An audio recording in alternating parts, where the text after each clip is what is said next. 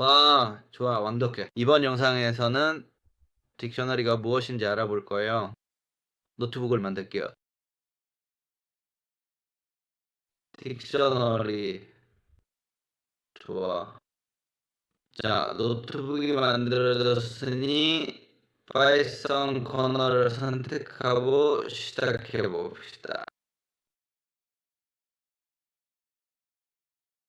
그러니까 딕셔너리에 대한 일반적인 정의를 말하자면 딕셔너리는 정말 중요한 거예요. 즉, 리스트처럼 딕셔너리도 항상 사용하게 될 거예요. 그래서 JSON 또는 JSON이라고 불리는 형식이 있는데 이게 기본적으로 딕셔너리 구조를 따릅니다. 그리고 이 형식은 프로그래밍 세계에서 항상 많이 사용돼요. 심지어 자바스크립트나 다른 언어를 사용하더라도 JSON은 아주 흔한 포맷이에요. 그리고 딕셔너리는 JSON을 다루는데 기본이 되는 요소입니다. 왜냐하면 구조가 거의 똑같다고 해도 될 정도로 비슷하거든요. 사실상 같은 거라고 봐도 돼요. 자, 그럼 딕셔너리 시작해 봅시다.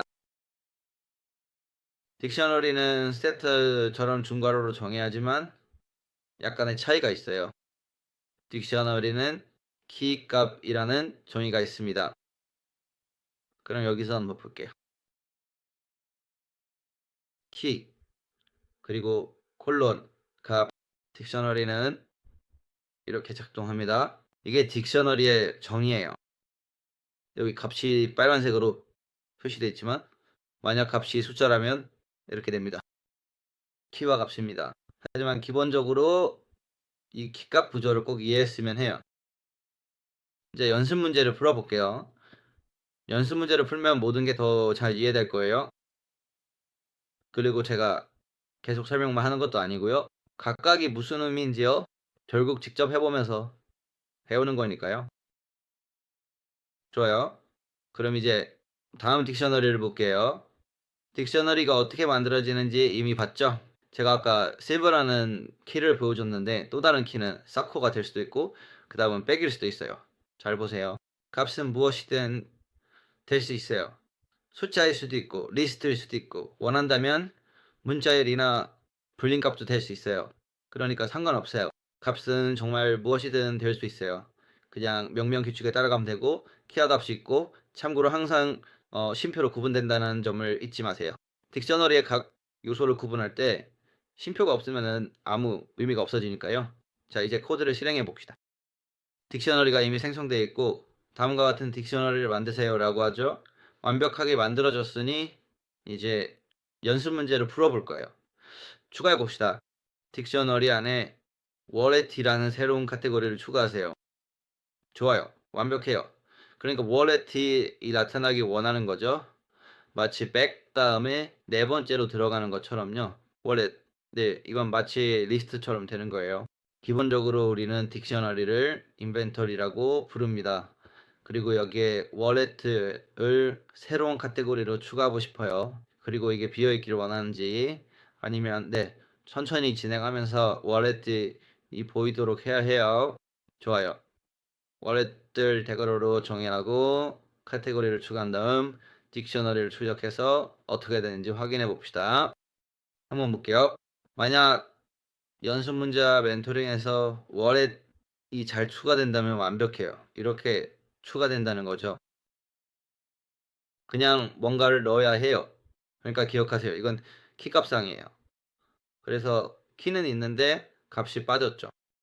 무슨 일이죠? 월의 값을 coin, id, card, ticket, reshape라는 요소들이 들어있는 리스트로 정의해야 돼요. 맞아요. 값이 빠졌으니까. 그래서 방금 그 요소들로 리스트를 만들려고 한 거죠. 저는 여기 리스트가 있어요. 시간 낭비하지 않으려고 그냥 바로 복사할게요. 괜찮죠? 그러니까 이게 키가 되는 거예요. 감사합니다. 내 딕셔너리에 새로 추가된 키예요. 그리고 이게 새 키의 값이 되는 거예요. 좋아요. 이제 진짜로 이 엔진 문제가 완성된 거예요. 여기 월에 이 새로운 카테고리로 나타난 거 보이시죠? 네. 그럼 이 연습 문제는 끝난 거예요. 다음 연습 문제를 보라고 하네요. 자, 리스트의 요소들을 정렬해 보래요. back 이론 안에서요. 백 카테고리로 가서 정렬은 short라는 명령어로 할 수 있는지 볼게요. 그러면 우리 딕셔너리가 있고 이번에는 백키라는 키에 접근해서 short 명령어를 사용할 거예요. 이제 어떻게 정렬되는지 볼게요. 아마도 알파벳 순서로 정렬된다는 뜻인 것 같아요. 인벤토리를 한번 볼게요. 그리고 실제로 요소들이 알파벳 순서로 정렬됐어요.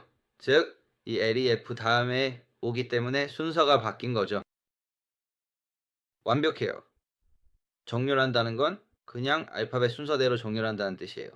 알겠죠? 만약 숫자였다면 아마도 작은 것부터 큰 것 순서로 정렬됐을 거예요. 좋아요. 삭제하기. 잠깐만요. 문제 설명을 다시 복사할게요. 혼자서 연습 문제를 꼭 풀어보세요. 그냥 따라하지 말고 그렇지 않으면 딕셔너리가 어떻게 작동하는지 이해하지 못할 거예요. 이벤트를 삭제하는 게 정말 중요해요. 이 작업은 백 카테고리 안에서 해야 돼요. 좋아요. 완벽해요. 그럼 이제 우리 딕셔너리로 가볼게요. 좋아요. 이건 하나의 요소인데 그렇다면 딕셔너리에서 어떤 키에 속할까요? 바로 백키죠.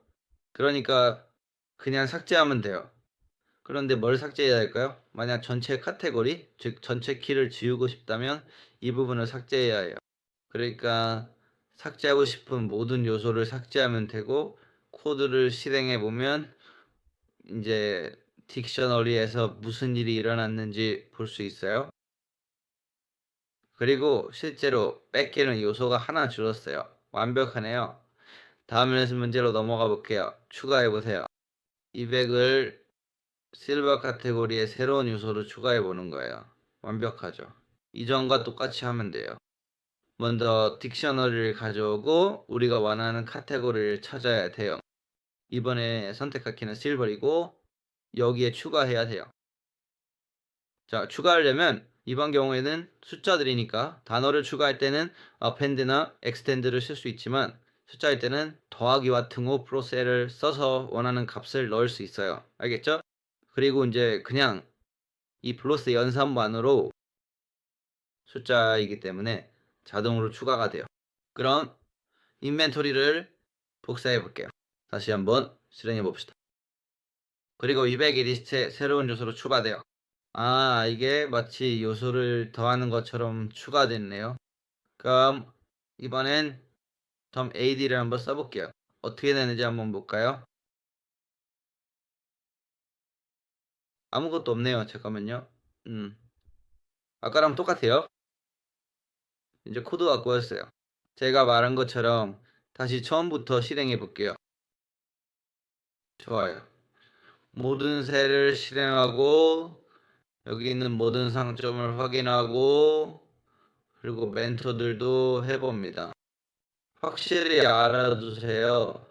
잠깐만요. 아무 일도 일어나지 않으니 그냥 무슨 일이 일어나고 있는지 유용하게 확인해 봅시다. 좋아요. 200이네요. 제 생각엔 이게 만약 일반 값이 아니라 세트 집합이었다면요? 세트였다면 추가할 수 있었겠지만 세트 아니기 때문에 실제로는 추가되지 않아요. 그럼 이렇게 해봅시다. 2000을 셋처럼 달아서 코드를 실행하면 이제 제대로 작동해야 해야 200을 추가 ADD 하는 거죠. 완벽해요. 알겠죠? 이번에는 제대로 추가가 됐어요. 플러스와 이퀄 플러스만을 쓰면 그냥 1000에 200을 더하는 거예요. 이미 1000이 있었으니까요. 알겠죠? 세트 2 아니면은 어떤 요소도 추가할 수 없어요. 완벽해요. 계속해서 누군가가 말했죠? 프리시어스라는 딕셔너리를 호출하지 않았다고요. 그 딕셔너리의 요소를 추가해야 해요. 다음 요소들을 딕셔너리에 추가합니다.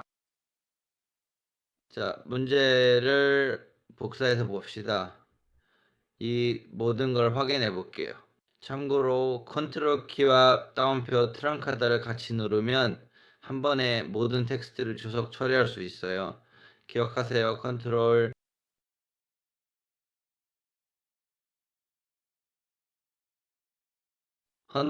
키와 다운표 트랑카다를 같이 누르면 한 번에 텍스트를 주석 처리할 수 있습니다. 자, 한번 봅시다.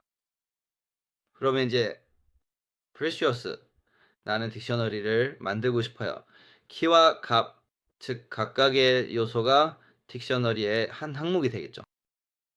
딸기, 포도 가격은 3, 레몬 가격은 2, 그리고 멜론 가격은 6. 자, 한번 봅시다. 이제 우리 딕셔너리로 갑시다. 완벽해요. 이제 새로운 딕셔너리가 생겼어요. 키워드 값이 잘 들어가 있네요. 그리고 이 부분은 여러분에게 남겨둘게요. 왜냐면 기본적으로 똑같으니까요. 그럼요. 이제 딕셔너리에 대한 기본적인 내용을 조금 알게 된 셈이에요. 알겠죠? 오늘 영상은 여기까지입니다.